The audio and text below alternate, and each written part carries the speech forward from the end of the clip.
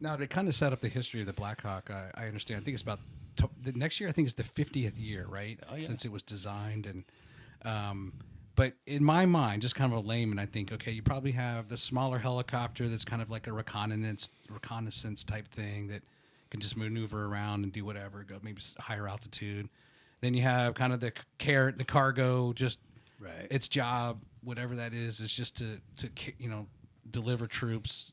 And you have your attack helicopters, and that I'm assuming the Blackhawk came around where let's kind of have a hybrid here, right? Where it can attack, it can handle a good sized crew, it can carry things, and that's kind of what. Right. So we call that in the what we call in the MDS, the mission designation system. So the UH, which is utility helicopter, and that's exactly what describes it.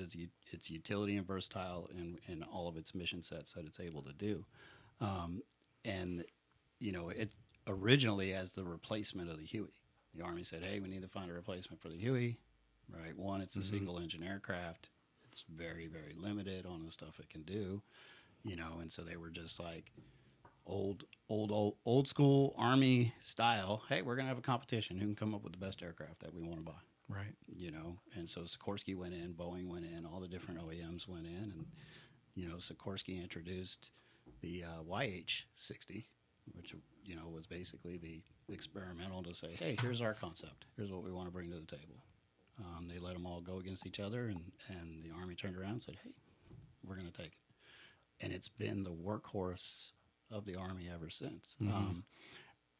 Its versatility is beyond all that. We have sat there. We are the first ones to advocate you don't need, besides heavy lift, that is his only limitation. So the cargo, the CH-47, the Chinook, can outlift the Blackhawk any given day. That's what it's designed to do. But as far as, the guns, the reconnaissance, everything, it's just a bigger airframe. And we've sat back and gone, we can do everything that they can do. Mm-hmm. Everything. Yeah. And, a sign of that, not to discredit them in any way, but that's, the mission set of the special operations world. That's one of the reasons they utilize the Blackhawk across every branch. Its top speed's like over 200 miles an hour. It can carry like 8,000 pounds. Yeah, so 8,000 crew pounds. of 11, fully loaded. Yeah, it's a beast, and every model it gets a little bit better. The engines get stronger, everything gets more performance. It gets more into a digital realm. Mm-hmm. Gets it's up to full autopilot, and so that the safety increases, which is one of the real aspects that everybody enjoys is the aircraft becomes more dependable and available. And that's really what the commanders are looking for, right? The commander on the battlefield wants an aircraft. Understand that aviation, and this is the part that a lot of people misconceive, it's a fully support element.